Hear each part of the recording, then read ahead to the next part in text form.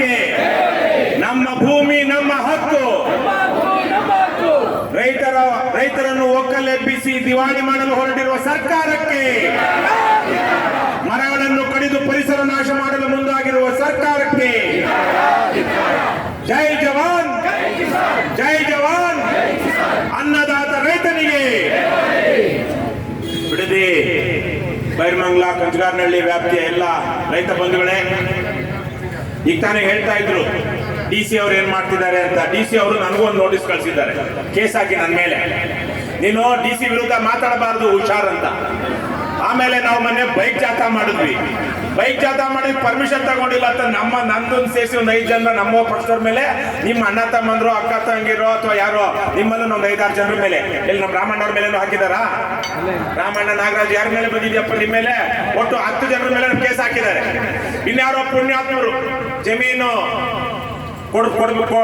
ಕೊಡ್ಬೇಕು ಅಂದ್ಕೊಂಡಿರೋ ರೈತರಲ್ಲ, ನಾನೇನೋ ಮಾತಾಡಿದೆ, ಅದಕ್ಕೆ ಅವನು ನನ್ನ ಮೇಲೆ ಇನ್ನೊಂದು ಕೇಸ್ ಹಾಕ್ಬಿಟ್ಟಿದ್ದಾನೆ. ನೀವೆಲ್ಲ ಇದ್ದೀರಾ ಅಂತ ನಾವೇನು ಧೈರ್ಯ ಮಾಡಿರೋ ಕೇಸ್ಗೆ ಏನು ಭಯ ಪಡ್ತಾ ಇಲ್ಲ ಅಂತಲ್ಲ. ಇಂಥದ್ದು 15-16 ಕೇಸ್ ನನ್ನ ಮೇಲೆ ಇದೆ. ಆದರೆ ನೀವು ಭಯ ಪಟ್ರೆ ಈ ಹೋರಾಟ ಗೆಲ್ಲೋದಿಕ್ಕಾಗೋದಿಲ್ಲ.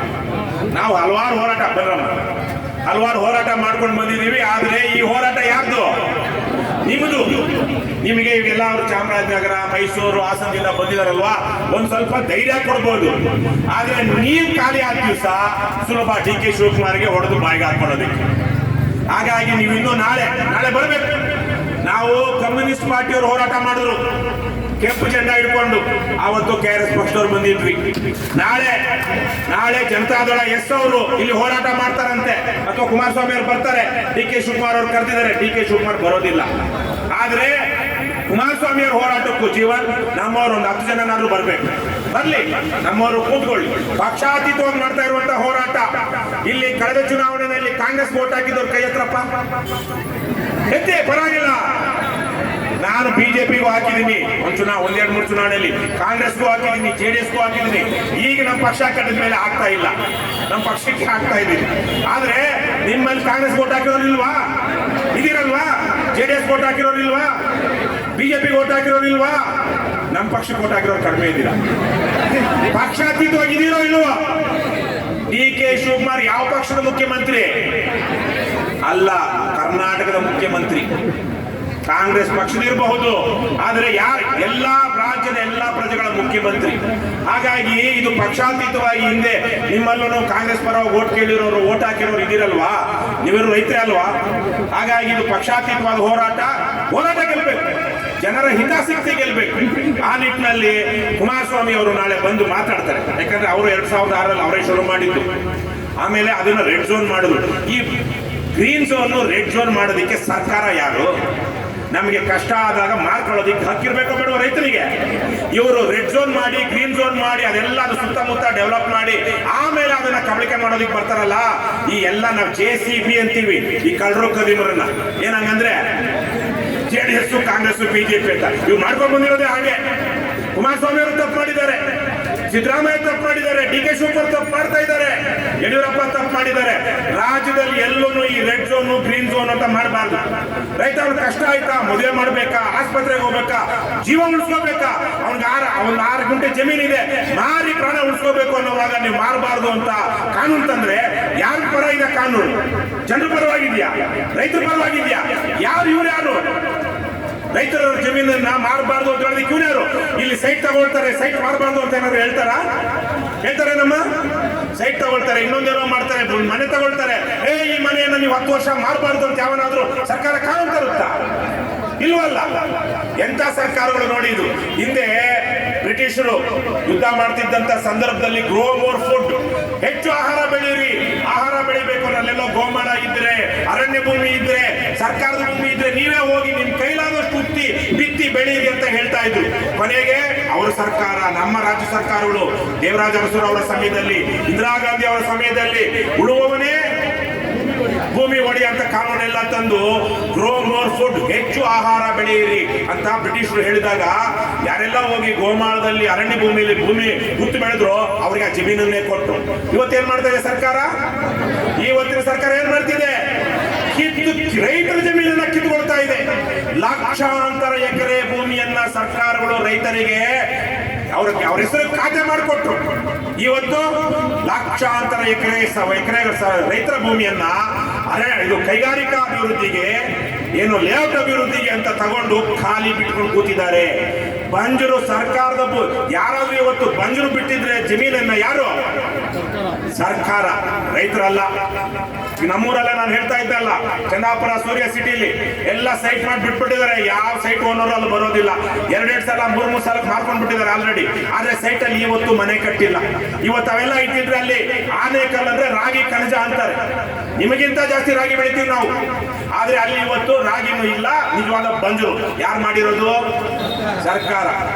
ಹಾಗಾಗಿ ಇವತ್ತು ಕುಮಾರಸ್ವಾಮಿ ಅವರು ಬರ್ತಿರಾಗ ನೀವು ಅವ್ರು ಹೇಳಿದ್ರಲ್ವಾ, ಮಂಜು ನಿಮ್ಮ ಮಾಜಿ ಶಾಸಕರು ಅವ್ರು ಹೇಳಿದಂಗೆ ಮನೆಯಿಂದ ಎಲ್ಲರೂ ಬಂದ್ರಮ್ಮ, ನಿಮ್ಮ ಯಜಮಾನರು ಬರ್ಲಿ, ಯಜಮಾನತಿ ಬರ್ಲಿ, ಮಕ್ಕಳು ಬರ್ಲಿ, ಬನ್ನಿ ನಾಳೆ ಒಂದು ಶಕ್ತಿ ಪ್ರದರ್ಶನ ಆಗ್ಲಿ. ಅವರೆಲ್ಲ ಹೇಳ್ತಾರಲ್ಲ ರೈತರಲ್ಲ ಅಂತ ಹೇಳಿ ಆಗ್ಲೇ ಬಂದಾಗ ಹೇಳ್ತಾ ಇದ್ರು, ದುಡ್ಡುಗೆ ಕಾಸಿಗೆ ಬಂದಿರೋರು ಇನ್ನೊಂದ್ ಕಡೆ ಕೂತಿದ್ದಾರೆ ಅಂತ ಇನ್ನೊಂದು ಹೇಳ್ತಾ ಇದ್ರು. ನಾಳೆ ಬೇಕು ಅಂತಲೇ ಗಲಾಟೆನೂ ಮಾಡಿಸ್ತಾರೆ ಅಂತ. ಅದಕ್ಕೆ ನಾವೊಂದು ಯಾವಾಗಲೂ ಒಂದು ನೀತಿ ಇಟ್ಕೊಂಡಿದೀವಿ, ಶಾಂತಿ ಶಿಸ್ತು ಅಂತ ಹೇಳಿ. ಶಾಂತಿ ಶಿಸ್ತು. ನಾಳೆಗೆ ಯಾವತ್ತಿಗೆ ಆಗ್ಲಿ ನಿಮ್ಮ ಮೇಲೆ ಅಲ್ಲಿ ಹೋಗೋನು ಯಾವನಿಗೋ ಪಕ್ಕದೂರವನಿಗೆ ಹೋಗ ಒಂದು ಕಲ್ಲಾಕ್ಬಿಡೋ ಇಲ್ಲಿ ಅಂತ ಹೇಳ್ಬಿಟ್ಟು ಹೋಗ್ಬಿಡ್ತಾನೆ. ಅವ್ನು ಬಂದು ಒಂದು ಕಲ್ಲು ಎರಡು ಬೀಸ್ಬಿಡ್ತಾನೆ, ಇಲ್ಲಿ ತಲೆ ಕೆಟ್ಟವ್ರು ಹೋಗಿ ಅವ್ನು ಹಿಡ್ಕೊಂಡ್ಬಿಡ್ತಾರೆ, ಗಲಾಟೆ ಆಗ್ಬಿಡುತ್ತೆ, ಪೊಲೀಸರು ಕಾಯ್ಕೊಂಡಿರ್ತಾರೆ, ಅವ್ರು ರೆಡಿ ಆಗಿರ್ತಾರೆ ಇಂಥದ್ದೇನಾದ್ರೂ ಆಗ್ಲಿ ಯಾಕಂದ್ರೆ ಮೇಲಿಂದ ಬಂದಿರುತ್ತೆ, ಅಲ್ಲಿ ಹೋಗಿ ಅವ್ರನ್ನ ಓಡಿ ಎಬ್ಬಿಸ್ಬಿಡ್ರು ಅಂತ. ಯಾವ ಕಾರಣಕ್ಕೂ ನೀವು ಸಂಯಮ ಕಳ್ಕೊಳ್ಬಾರ್ದು.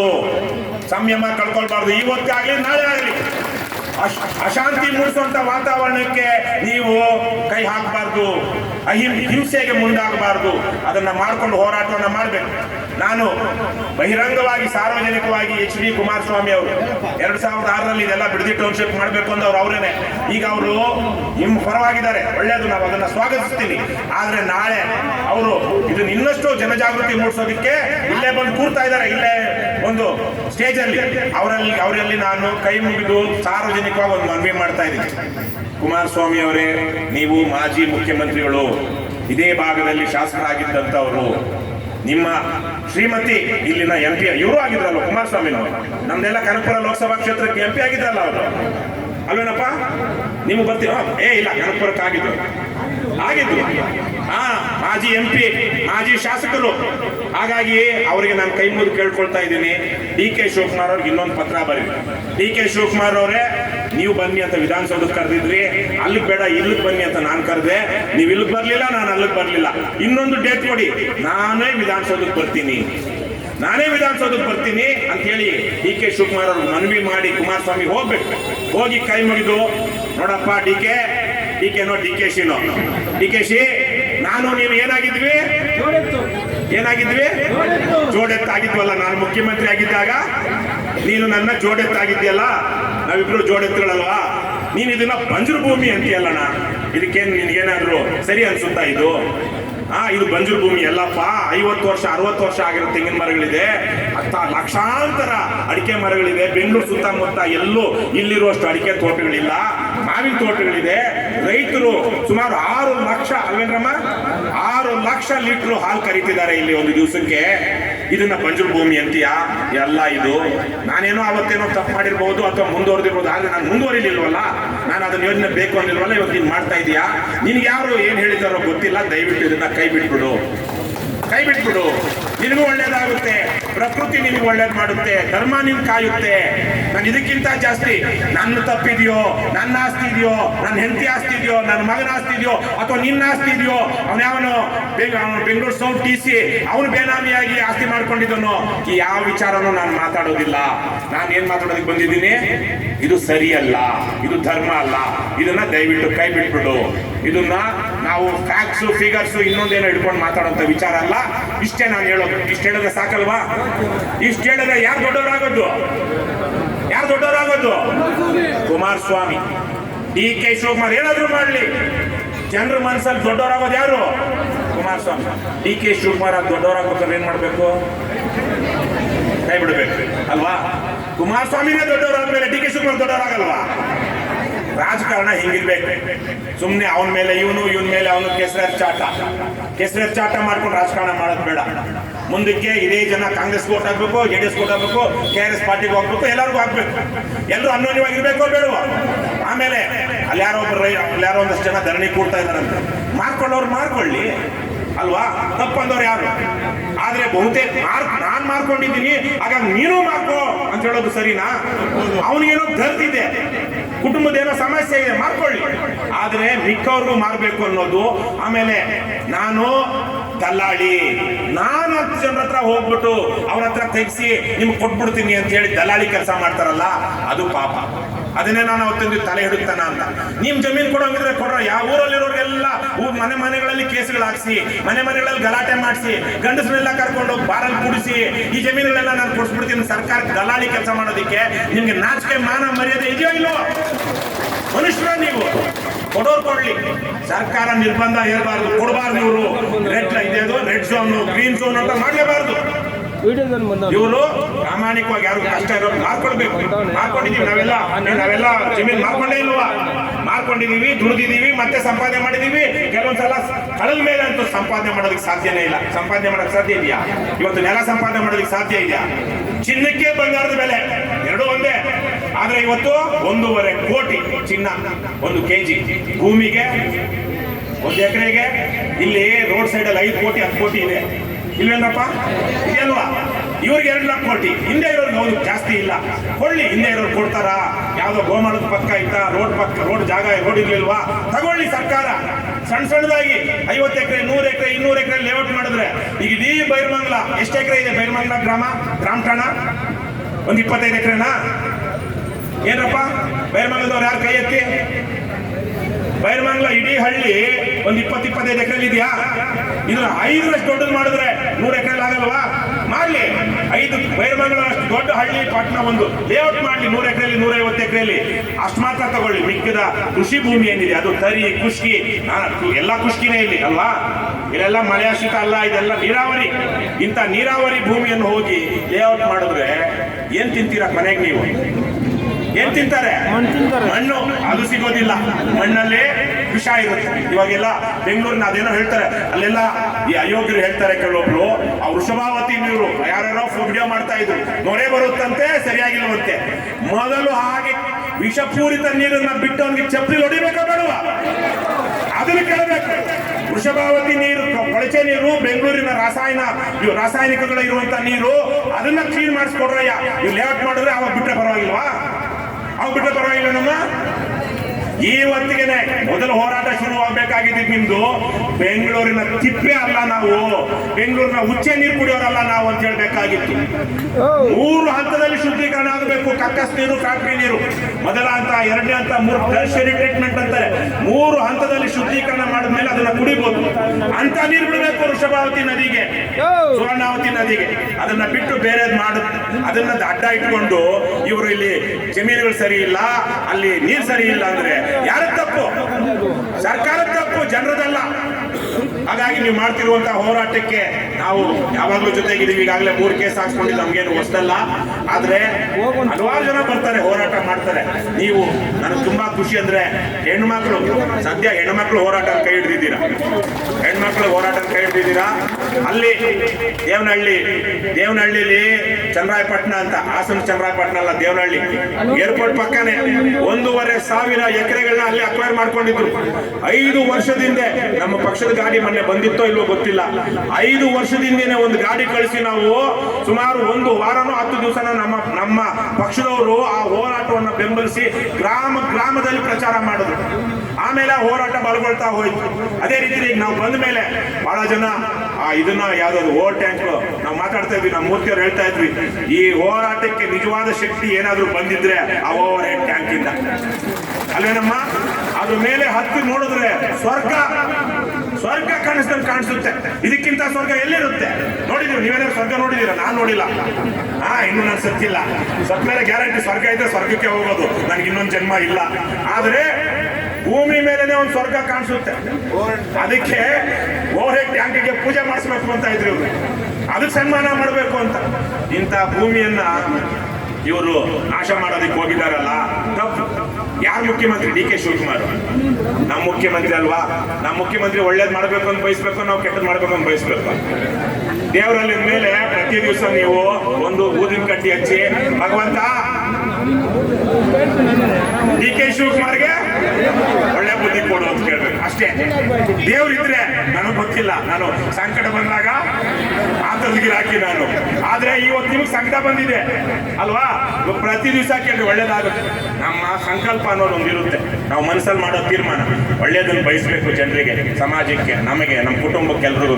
ಹಾಗಾಗಿ ಡಿ ಕೆ ಶಿವಕುಮಾರ್ ಒಳ್ಳೆಯವರಾದ್ರೆ ಯಾರು ಒಳ್ಳೇದಾಗುತ್ತೆ? ರಾಜ್ಯಕ್ಕೆ ಒಳ್ಳೇದಾಗುತ್ತೆ. ಪಾಪ ಅವ್ರ ಕತೆ ನಾವು ಹೇಳೋದು ಬೇಡ. ಡಿ ಕೆ ಶಿವಕುಮಾರ್ ಅವರು ಪೂರ್ವಾಶ್ರಮ ಕೊತ್ವಾಲ ಶಿಷ್ಯ ಆಗಿದ್ರು, ಅದು ಅವೆಲ್ಲ ಬೇಡ. ಇವತ್ತು ಅವ್ರು ಏನು ನಮ್ಮ ಮುಖ್ಯಮಂತ್ರಿ ಆಗಾದ್ರೂ ಒಳ್ಳೆ ಕೆಲಸ ಮಾಡ್ಲಿ ಅಂತ ಕೇಳೋಣ. ಇಲ್ಲ ಅಂದ್ರೆ ದುರ್ಯೋಧನನಿಗಾದ ಗತಿನೇ ಡಿ ಕೆ ಶಿವಕುಮಾರ್ಗಾಗುತ್ತೆ.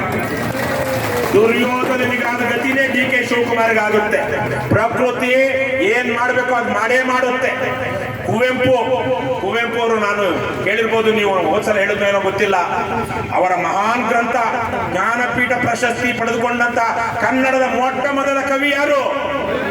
ಕುವೆಂಪು ಅವರು ಆ ಕೃತಿಯ ಹೆಸರೇನು, ಬರೆದಂತ ಕಾವ್ಯದ ಹೆಸರು ಶ್ರೀರಾಮಾಯಣ ದರ್ಶನ ಅಲ್ವೇನಮ್ಮ? ಅದ್ರಲ್ಲಿ ಬರೀತಾರೆ, ಪಾಪಿಗೂ ಉದ್ಧಾರ ಮಿಹುದವು ಸೃಷ್ಟಿಯ ಮಹತ್ ವ್ಯೂಹ ರಚನೆಯೋಳ್. ಈ ಸೃಷ್ಟಿಯ ಮಹಾರಚನೆಯಲ್ಲಿ, ಈ ಸೃಷ್ಟಿ ಕ್ರಿಯೆಯಲ್ಲಿ ಯಾರಿಗೂ ಉದ್ಧಾರ ಇದೆ, ಯಾರಿಗೂ ಮೋಕ್ಷ ಇದೆ, ಪಾಪಿಗೂ ಮೋಕ್ಷ ಇದೆ. ಬರೀ ಒಳ್ಳೆಯವ್ರಿಗಷ್ಟೇ ಅಲ್ಲ. ಆದ್ರೆ ಆ ಪಾಪಿಗಳು ಮೊದಲು ಏನ್ ಮಾಡ್ಬೇಕು? ಪಶ್ಚಾತ್ತಾಪ ಪಡಬೇಕು. ಅವ್ರು ಮಾಡಿದಂತ ಕೃತ್ಯ ಹೀನ ಕೃತ್ಯ ಆಗಿದ್ರೆ ಅವರು ಪ್ರಾಯಶ್ಚಿತ್ತ ಮಾಡ್ಕೊಳ್ಬೇಕು. ಪಶ್ಚಾತ್ತಾಪ ಅಂದ್ರೆ ಏನು? ಅಯ್ಯೋ ನನ್ ತಪ್ಪಾಗಿದೆಯಪ್ಪ ಭಗವಂತ ಕ್ಷಮಿಸು ಅಂತ ಕೇಳ್ಕೊಳ್ಳೋದು. ಪ್ರಾಯಶ್ಚಿತ್ತ ಅಂದ್ರೆ ಮಾಡಿದ ತಪ್ಪಿಗೆ ಶಿಕ್ಷೆ ಅನುಭವಿಸೋದು. ಡಿ ಕೆ ಶಿವಕುಮಾರ್ ಅವ್ರ ಮುಂದೆ ಒಂದು ದೊಡ್ಡ ಅವಕಾಶ ಇದೆ. ಪ್ರಾಯಶ್ಚಿತ್ತ ಮಾಡ್ಕೊಳ್ಳೋ ಅಗತ್ಯ ಇಲ್ಲ ಅವರು. ಆದ್ರೆ ಪಶ್ಚಾತ್ತಾಪ ಮಾಡಿಕೊಂಡು ಇದನ್ನ ವಾಪಸ್ ತಗೊಳ್ಳಿ. ಇದೇ ತರಕ್ಕೆ ಎರಡೇ ವಿಚಾರ ಹೇಳಿ ಮುಗಿಸ್ತೀನಿ ನಾನು. ಇದೇ ಡಿ ಕೆ ಶಿವಕುಮಾರ್ ಅವರು ಕುಮಾರಸ್ವಾಮಿ ಅವರು ಬಿಡದಿ ಟೌನ್ಶಿಪ್ ಮಾಡೋದಕ್ಕೆ ಹೋದಾಗ ಅಸೆಂಬ್ಲಿಲಿ ಏನ್ ಹೇಳಿದ್ರಮ್ಮ? ಮೊನ್ನೆ ಹಾಕಿದ್ರು ಒಬ್ರು ಪತ್ರಕರ್ತರು, ಏನು ಬೆಂಗಳೂರು ಸುತ್ತಮುತ್ತ ಇರೋದೆಲ್ಲ ರಿಯಲ್ ಎಸ್ಟೇಟ್, ಏನ್ ರೈತರ ಭೂಮಿ ಹಾಳು ಮಾಡೋದಕ್ಕೆ ಕೊಟ್ಟಿದ್ದೀರಾ? ಯಾರ ಮೇಲೆ ಹೇಳಿದ್ದು? ಕುಮಾರಸ್ವಾಮಿ. ಇವತ್ತು ಅದ್ರ ಬದಲಾಗಿದೆಯಲ್ಲ ಪಾತ್ರ. ಇದೇ ಸಿದ್ದರಾಮಯ್ಯನವರು ಮುಖ್ಯಮಂತ್ರಿ ಆಗೋದಿಕ್ಕೆ ಮೊದಲು ಅಲ್ಲಿ ಹೋಗಿ ಚಂದ್ರಾಯಪಟ್ಟಣದಲ್ಲಿ ಏನ್ ಹೇಳಿದ್ರು ಗೊತ್ತಾ? ಇಂಡಸ್ಟ್ರಿಯಲ್ ಏರಿಯಾಗೆ ಡೆವಲಪ್ಮೆಂಟ್ಗೆಲ್ಲ ಬಂಜರು ಭೂಮಿ ತಗೊಳ್ಬೇಕು, ನಿಮ್ದೆಲ್ಲ ಫಲವತ್ತಾದ ಕೃಷಿ ಭೂಮಿ, ಹಾಗಾಗಿ ನಾನು ಅಧಿಕಾರಕ್ಕೆ ಬಂದ್ರೆ ನೀವು ನಮ್ಮನ್ನು ಬೆಂಬಲಿಸಿದ್ರೆ ನಾವು ಈ ಯೋಜನೆಯನ್ನ ರದ್ದು ಮಾಡ್ತೀವಿ ಅಂದ್ರು. ಮಾಡಿದ್ರ? ಬಹಳ ದಿವಸ ಮಾಡಲಿಲ್ಲ. ಬಹಳ ದೊಡ್ಡ ಗಲಾಟೆ ಆಗಿ 4 ವರ್ಷ ಹೋರಾಟ ಮಾಡಿದ ನಂತರ ಅವರು ಪಶ್ಚಾತ್ತಾಪ ಪಡುವಂತ ಸ್ಥಿತಿ ಬಂತು. ಅವರು ಮುಖ್ಯಮಂತ್ರಿ ಆದ ಮೊದಲನೇ ದಿವಸನೇ, ಮೊದಲನೇ ವಾರದಲ್ಲೇ ಆ ಯೋಜನೆ ರದ್ದು ಮಾಡಿದ್ರೆ ಸಿದ್ದರಾಮಯ್ಯ ದೊಡ್ಡವರು ಆಗ್ತಾ ಇದ್ರೋ ಇಲ್ವೋ? ಇವತ್ತು ಅದೇ ಒಂದು ಸಂದರ್ಭ ಯಾರಿಗೆ ಬಂದಿದೆ? ಡಿ ಕೆ ಶಿವಕುಮಾರ್ ಗೆಲ್ಲಲ್ಲ. ಈ ವಿಚಾರದಲ್ಲಿ ಅವರು ರೈತರ ಜಮೀನನ್ನ ಸ್ವಾಧೀನ ಮಾಡ್ಕೊಂಡೇ ತಿಂತೀನಿ ಅಂತ ಹೋದ್ರೆ ಡಿ ಕೆ ಶಿವಕುಮಾರ್ ಈ ಜನ್ಮದಲ್ಲಿ ಅವರು ಒಳ್ಳೆಯವರಾಗೋದಿಲ್ಲ, ಸಮಾಜ ನೆನಪಿಟ್ಕೊಳ್ಳೋದಿಲ್ಲ, ಯಾವತ್ತೂ ನೆನಪಿಟ್ಕೊಳ್ಳೋದಿಲ್ಲ. ಡಿ ಕೆ ಶಿವಕುಮಾರ್ ಒಬ್ಬ ಮಹತ್ವಾಕಾಂಕ್ಷಿ. ಇಲ್ಲ ಅಂದ್ರೆ ಏನೋ ರೌಡಿಸಂ ಮಾಡ್ತಾ, ಬಂಡೆ ಹೊಡಿತಾ, ಭ್ರಷ್ಟಾಚಾರದ ಕೇಸಲ್ಲೆಲ್ಲ ಜೈಲ್ಗೆ ಹೋಗಿರೋ ರಾಜ್ಯದ ಮುಖ್ಯಮಂತ್ರಿ ಆಗ್ತಾ ಇದ್ರ? ಡಿ ಕೆ ಶಿವಕುಮಾರ್ ಒಂದು ಹಠ ಇದೆ, ಏನೋ ಒಂದು ಶಕ್ತಿ ಇದೆ. ಸದ್ಬಳಕೆ ಮಾಡ್ಕೊಂಡ್ರೆ ಮಾತ್ರ ಉಳಿತಾರೆ ಡಿ ಕೆ ಶಿವಕುಮಾರ್. ಸದ್ಬಳಕೆ ಮಾಡ್ಕೊಂಡ್ರೆ, ಈ ಅವಕಾಶವನ್ನ ಸದ್ಬಳಕೆ ಮಾಡ್ಕೊಂಡು ಪಾಪ ಮಾಡೋದು ನಿಲ್ಲಿಸಿ ಪುಣ್ಯ ಮಾಡಿದ್ರೆ ಮಾತ್ರ ಡಿ ಕೆ ಶಿವಕುಮಾರ್ ಒಳ್ಳೆಯವರಾಗ್ತಾರೆ, ಉಳ್ಕೊಳ್ತಾರೆ. ಇಷ್ಟನ್ನು ಹೇಳ್ತಾ ನಿಮ್ಮ ಹೋರಾಟಕ್ಕೆ ನಮ್ಮ ಬೆಂಬಲ ಯಾವತ್ತೂ ಇದೆ. ನಾವು ಬಂದು ಹೋದ್ಮೇಲೆ ನಾನು ನಾಗರಾಜು ಸೇರಿದಂತೆ, ರಾಮಣ್ಣ ಸೇರಿದಂತೆ ಹಲವಾರು ಹೇಳಿದ್ದೆ ಮುಂದಿನ ವಾರ ಬರ್ತೀನಿ ಅಂತ. ಬಂದಾದ್ಮೇಲೆ ನಾವು ಇನ್ನೊಂದು ರೀತಿಯ ಹೋರಾಟನ ಮಾಡೋಣ ಅಂತ ಅನ್ಕೊಂಡಿದ್ದೆ. ಆದ್ರೆ ಈಗ ಮಧ್ಯದಲ್ಲಿ ಕುಮಾರಸ್ವಾಮಿ ಅವರು ಬಂದಿದ್ದಾರೆ. ನಾವು ಬಂದು ಹೋದ್ಮೇಲೆ ಅಲ್ವೇನಮ್ಮ, ಯಾರು ವಿಜಯೇಂದ್ರ, ಯತ್ನಾಳು, ಆಮೇಲೆ ಇನ್ಯಾರು, ಈ ಅಶೋಕ್ ಅವರೆಲ್ಲ ಬಂದಿದ್ದು. ನಾವು ಬಂದೊಮ್ಮೆ ಪರವಾಗಿಲ್ಲ, ಬೇರೆಯವರು ಗಮನಿಸ್ತಾ ಇದ್ದಾರೆ. ಖುಷಿ ಆಯ್ತು ನಮ್ಗೆ. ಯಾಕಂದ್ರೆ ಇದು ನಮ್ಮ ಹೋರಾಟ ಅಲ್ಲ, ಪಕ್ಷಾತೀತವಾದ ರಾಜ್ಯದ ಜನರ ಹೋರಾಟ, ರೈತರ ಹೋರಾಟ. ಕಾಂಗ್ರೆಸ್ ಪಕ್ಷದವರು ಬರ್ಬೇಕು ಇದಕ್ಕೆ. ಈಗಾಗಲೇ ಅವ್ರು ಗೊತ್ತಾಗ್ತಾ ಇಲ್ಲ ಏನ್ ಮಾಡಿ ಚಟಪಟಿಕೆ ಆಗಿದೆ ಕಾಂಗ್ರೆಸ್ ಪಕ್ಷದಲ್ಲಿ. ಬೆಂಬಲಿಸೋದೋ ಬಿಡೋದು, ಮುಖ್ಯಮಂತ್ರಿನೇ ಇಷ್ಟು ಪರವಾಗಿದ್ದಾರೆ ಅಂತ. ಆದ್ರೆ ಇವತ್ತಲ್ಲ ನಾಳೆ ಕಾಂಗ್ರೆಸ್ ನಲ್ಲಿರುವ ಭಿನ್ನಮತೀಯರು ಬರ್ತಾರೆ, ಇಲ್ಲಿ ನಿಮ್ ಜೊತೆ ನಿಲ್ತಾರೆ. ಸ್ವಾಗತಿಸಿ. ಪ್ರಶ್ನೆ ಮಾಡಬೇಡಿ, ವಿರೋಧಿಸಬೇಡಿ. ಯಾಕಂದ್ರೆ ಅವ್ರು ಅಸೆಂಬ್ಲಿಲಿ ಮಾತಾಡಿ ಒತ್ತಡ ಹೇರಬೇಕು. ಆ ರೀತಿಯಲ್ಲಿ ಅವರೆಲ್ಲ ಬರಲಿ, ನಿಮ್ಮ ಹೋರಾಟ ಗೆಲ್ಲಲಿ. ಈ ಸರ್ಕಾರಗಳು ಈ ರಿಯಲ್ ಎಸ್ಟೇಟ್ ದಂಧೆ ಮಾಡೋದನ್ನ ನಿಲ್ಲಿಸಿ ರೈತರನ್ನ ಕಾಪಾಡಲಿ ಅಂತ ಕೇಳ್ಕೊಳ್ತಾ, ಅನ್ನದಾತ ರೈತನಿಗೆ ಜೈ ಜವಾನ್, ಬಿಡದಿ ರೈತರ ಹೋರಾಟಕ್ಕೆ. ನಮ್ಮ ಭೂಮಿ ನಮ್ಮ ಭೂಮಿ ನಮ್ಮ ಭೂಮಿ. ರೈತರ ಭೂಮಿಯನ್ನು ಸ್ವಾಧೀನ ಮಾಡಲು ಹೊರಟಿರುವ ಸರ್ಕಾರಕ್ಕೆ, ರೈತರ ಭೂಮಿಯನ್ನು ಕಬಳಿಸಲು ಹೊರಟಿರುವ ಸರ್ಕಾರಕ್ಕೆ, ನಮ್ಮ ಭೂಮಿ ಅನ್ನದಾತ ರೈತರಿಗೆ ಜೈ ಜವಾನ್. ಕರ್ನಾಟಕ ಮಾತೆಗೆ, ಕನ್ನಡ ಭುವನೇಶ್ವರಿಗೆ, ಸಿರಿಗನ್ನಡಂ ಗೆಲ್ಗೆ.